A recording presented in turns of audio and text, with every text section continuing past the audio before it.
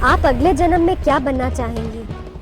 हम अगले जन्म में भले ही जानवर बन जाएं पर इस तरह की मतलब औरत नहीं बनना।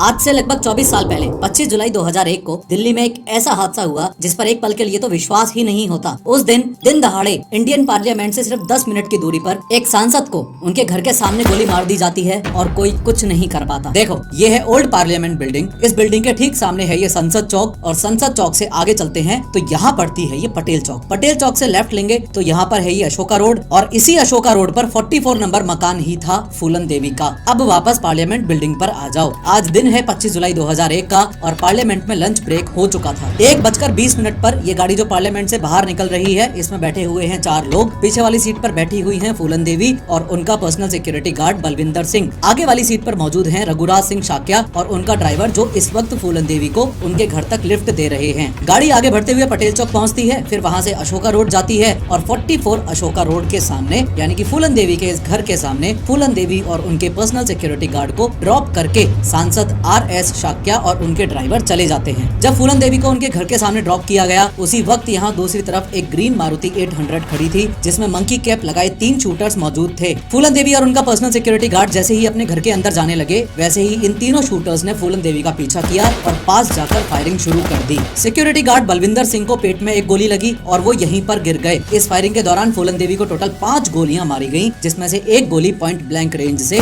सीधा उनके माथे के बीचों बीच मारी गई। गोलियों की आवाज सुनते ही फूलन देवी के पति उम्मेद सिंह बाहर आए। उन्होंने देखा कि खून से लथपथ फूलन देवी और बॉडीगार्ड जमीन पर गिरे हुए हैं और मंकी कैप पहने हुए तीनों शूटर्स अपनी ग्रीन मारुति 800 में बैठकर शूटिंग साइट से भाग रहे हैं। उम्मेद सिंह ने तुरंत एम्बुलेंस को कॉल किया और काफी देर इंतजार भी किया, लेकिन एम्बुलेंस आई ही नहीं। इसलिए फिर उम्मेद सिंह ने फूलन देवी और बलविंदर सिंह को अपनी पर्सनल कार में बिठाया और श्री राम मनोहर लोहिया हॉस्पिटल में लेके चले गए। जब फूलन देवी को हॉस्पिटल ले जाया गया, तब डॉक्टर्स ने उन्हें ब्रॉड डेड डिक्लेयर कर दिया और कुछ इस तरीके से बैंडेड क्वीन या यूं कह लो कि चंबल की जानी मानी डकैत ने अपनी देह का त्याग किया। आज की इस 3D एनिमेटेड वीडियो में हम स्टेप बाय स्टेप समझेंगे कि फूलन देवी से आखिर किस बात का बदला लिया जा रहा था जो उन्हें उनके घर के सामने ही 5 गोलियां मार दी गयी। 100 रुपए, एक गाय और एक साइकिल के बदले में उस छोटी सी फूलन को उस अधेड़ उम्र के आदमी के साथ भेज दिया गया। शादी के बाद पुत्तीलाल उसके साथ जबरदस्ती करता, उसे पीटता था और हर दिन उसकी जिंदगी को और भी नरक बना देता था। ये सब सहना फूलन के बस के बाहर होता जा रहा था। अपने 12वें बर्थडे के बाद एक दिन फूलन ने सब कुछ छोड़ने का फैसला लिया। वो वहाँ से पैदल ही निकल गई और अपने मायके लौट आई। फूलन के घर वालों के लिए ये एक धब्बा सा था और फूलन की माँ ने तो ये तक कह दिया, मर जाओ या तो कुएं में कूद जाओ या यमुना में डूब जाओ। गांव से निकल के फूलन अपने कजन कैलाश के घर चली गई जो यमुना नदी के पास टोगा गांव में रहता था। कैलाश जिसके घर फूलन रुकी थी, दिखने में तो एक आम आदमी ही था, लेकिन असल में वो डकैतों के लिए छोटे मोटे काम किया करता था, जैसे खबर देना, सामान पहुँचाना। इसी कनेक्शन के थ्रू फूलन की पहली मुलाकात डकैतों से हुई थी। कैलाश पहले से ही शादीशुदा था और उसके बच्चे भी थे, लेकिन कुछ सोर्सेज में मेंशन्ड है कि फूलन और कैलाश ने शादी भी कर ली थी, पर ये शादी ज्यादा दिन तक चल नहीं पाई। फूलन ने अपने कजन कैलाश के घर से भी निकल जाने का फैसला किया। फूलन वापस अपने खुद के घर गोरहा का पूर्वा में आ गई, पर उनकी बदकिस्मती यहीं से शुरू हुई। साल था 1979 और फूलन की उम्र थी सिर्फ 16 साल। पुलिस ने फूलन को गिरफ्तार कर लिया, ये इल्जाम लगाकर कि उसने सरपंच के घर चोरी की है और वो डकैतों के साथ मिली हुई है। जेल में फूलन के साथ और भी भयानक चीजें हुई। पुलिस वालों ने कई दिनों तक फूलन को फिजिकली अब्यूज किया और कुछ सोर्सेज के हिसाब से तो उसके खुद के पिता के सामने। एक रात जब फूलन अपने गाँव गोरहा का पूर्वा में सो रही थी, तब अचानक एक डकैत की गैंग ने गांव पर अटैक कर दिया। ध्यान से एक बार इस गैंग को देखो। ये जो बंदा यहाँ आपको दिखाई दे रहा है, ये है इनका लीडर बाबू गुज्जर और ये जो बाबू गुज्जर के साइड में खड़ा है, ये है विक्रम मल्ला जो इस गैंग का सेकंड इन कमांड है। इनको थोड़ा ध्यान से देख लो, ये लोग आगे बहुत इंपॉर्टेंट रोल प्ले करने वाले हैं। खैर, बाबू गुज्जर की नजर भी फूलन पर थी और उसने अगले 72 घंटों तक फूलन को फिजिकली अब्यूज किया। लेकिन तीसरे दिन शाम को स्टोरी में एक अनएक्सपेक्टेड ट्विस्ट आया। विक्रम मल्ला, हाँ वही जो इस गैंग का सेकंड इन कमांड था, वो फूलन को पहले से ही पसंद करता था। जब उसने देखा कि फूलन के साथ इतनी भयानक चीजें हो रही हैं, तो उससे और बर्दाश्त नहीं हुआ।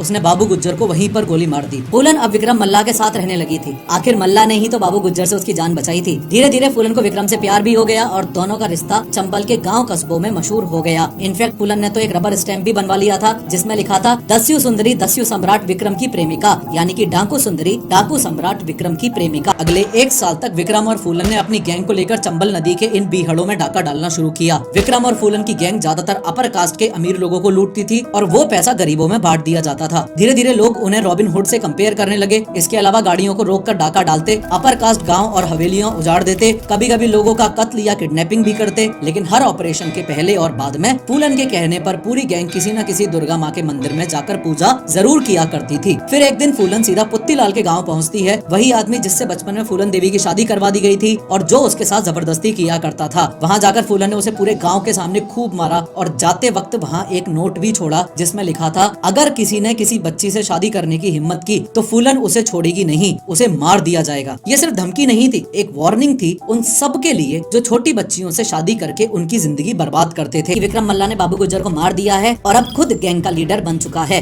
और दूसरी जो इनके लिए और भी बड़ी बात थी वो ये कि विक्रम एक लो कास्ट का आदमी। आज दिन है विक्रम की मौत का, 13 अगस्त 1980। सब कुछ रोज के जैसा ही था और डेली की तरह विक्रम और फूलन रात को अपने कैंप में सोने के लिए चले गए। तभी एक गोली चलने की आवाज आई। उसी सेकंड विक्रम उठ के बैठ गया। पहले तो उन लोगों को लगा कि पुलिस ने उनकी गैंग को घेर लिया है। पुलिस से बचने के लिए फूलन और विक्रम अपनी राइफल्स ढूंढने लग गए, लेकिन बदकिस्मती से वो वहाँ थी ही नहीं। और यही वो मोमेंट था जब विक्रम को लग गया था कि ये एक ट्रैप है। अगले ही पल श्री राम और लाला राम कैंप में घुस गए और बिना किसी वार्निंग के सीधा विक्रम पे गोली चला दी और विक्रम वही फूलन की गोद में ही मर के गिर गया। श्री राम और लाला राम की सनक अभी भी पूरी नहीं हुई और उन्होंने फूलन को उठाने का ऑर्डर दे डाला। फूलन कुछ समझ पाती उससे पहले ही श्री राम के साथ वाले डाकुओं ने फूलन के हाथ पैर बांध दिए और उसको उठा के एक बोट में डाल दिया। गाँव में फूलन को एक ऐसी झोपड़ी में कैद करके रखा गया जहाँ सिर्फ अंधेरा था। इस अंधेरे में उसे 3 हफ्तों तक रखा गया और 23वें दिन पर तो श्री राम और लाला राम ने सारी हदें पार कर दी। फूलन को जमीन पर घसीट के बाहर निकाला। आगे बढ़ने से पहले एक बार ध्यान से देख लो, भैमई गांव में फूलन को इस वाली झोपड़ी में रखा हुआ है और गांव के बीचों बीच है ये कुआं। श्री राम ने फूलन को इस कुएं से पानी लाने को बोला। पहले तो फूलन ने मना कर दिया, लेकिन उस स्थिति में उसके पास और कोई ऑप्शन भी तो नहीं था। फूलन ने मटका हाथ में लिया और आगे बढ़ी। तभी श्री राम ने फूलन का वो ब्लैंकेट खींच लिया जिससे फूलन ने अपनी बॉडी को ढक रखा था। फूलन के शरीर पर उस समय सिर्फ वो ब्लैंकेट ही था। उसी शाम झोपड़ी से कुछ ही दूरी पर फूलन की गैंग का एक बंदा, ये संतोष पंडित, श्री राम और लाला राम के बीहड़ जाने का इंतजार कर रहा है। उन लोगों के निकलते ही संतोष पंडित चुपचाप इस झोपड़ी में घुसा और एक बैलगाड़ी के पीछे फूलन को बिठा के वहाँ से ले गया। संतोष पंडित फूलन को विक्रम मल्ला के एक पुराने साथी मान सिंह के पास ले गया। कुछ सोर्सेज कहते हैं कि फूलन को वहाँ से भगाने वाला असल में मान सिंह ही था, लेकिन इस बात की कंफर्म डिटेल नहीं मिली है। आखिरकार मान सिंह के सपोर्ट से फूलन ने फिर से अपनी एक नई गैंग तैयार कर ली। 7 महीने तक अपनी सारी ताकत इकट्ठी करके फूलन के सामने वो दिन आ ही गया जब वो अपने साथ हुए उन 3 हफ्तों के जुर्म का बदला ले सकती थी। बात है साल 1981 की और दिन है वैलेंटाइंस डे का। ध्यान से देखो तो फूलन उसी कुएं के प्लेटफॉर्म पर खड़ी है, पुलिस की ड्रेस पहने और सर पर ये लाल कफन बांध के आई है। सबसे पहले उसने मेगाफोन पर चिल्ला के एब्यूजिव लैंग्वेज में गांव वालों को श्री राम और लाला राम को उसके हवाले करने के लिए बोला। पहली तो वो जो गांव को घेर के खड़ी थी और पहरा दे रही थी। दूसरी घर घर में जाकर आदमियों को घसीट के बाहर लेकर आ रही थी और तीसरी घरों से कीमती सामान और बर्तन चुरा रही थी। सारे आदमियों को बाहर लाया गया और एक एक करके सबसे श्री राम और लाला राम के बारे में पूछा गया। वहाँ मौजूद आदमियों में से 2 बंदे श्री राम और लाला राम की गैंग के ही निकले, बट श्री राम और लाला राम उस समय भैमई गांव में मौजूद ही नहीं थे। बाकी लोगों ने कसम खाई कि उन दिनों के बारे में किसी को भी कोई आइडिया नहीं है। लेकिन आज फूलन देवी के सिर पर तो खून सवार था। उसने 22 बंदों को एक लाइन में खड़ा किया और फिर से पूछा कि श्री राम और लाला राम कहाँ है। जवाब ना मिलने पर सबको एक ही साथ गोली मरवा दी। टोटल 150 गोलियां चली और 22 के 22 लोगों की मौत हो गई है। लेकिन जैसे ही राजेंद्र चतुर्वेदी ने सरेंडर की बात छेड़ी, फूलन गुस्से में आ गई। वो कहती है,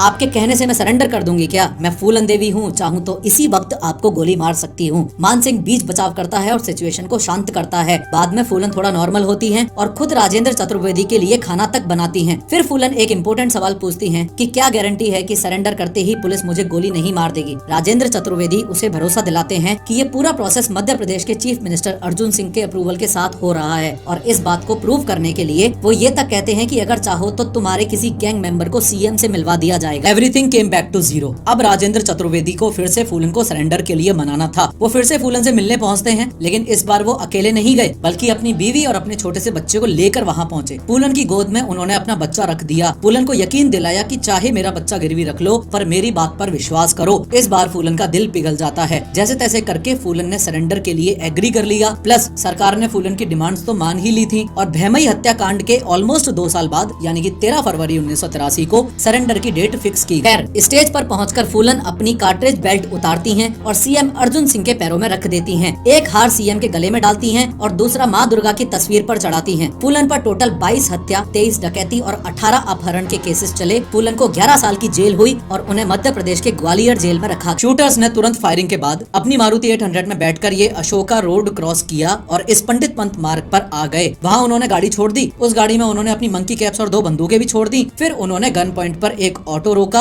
उसमें बैठे और वहाँ से फरार हो गए। 23 जुलाई को एक आदमी पंकज उर्फ शेर सिंह राणा मीडिया के सामने आया और उसने फूलन देवी की हत्या की जिम्मेदारी ली और खुद ही सरेंडर कर दिया। सौ बात की एक बात यह है कि 1981 में फूलन देवी ने भैमई गांव में जो 22 ठाकुरों को एक लाइन में खड़ा करके गोली मारी थी, उसका बदला लेने के लिए शेर सिंह राणा ने इस फूलन देवी हत्याकांड को अंजाम दिया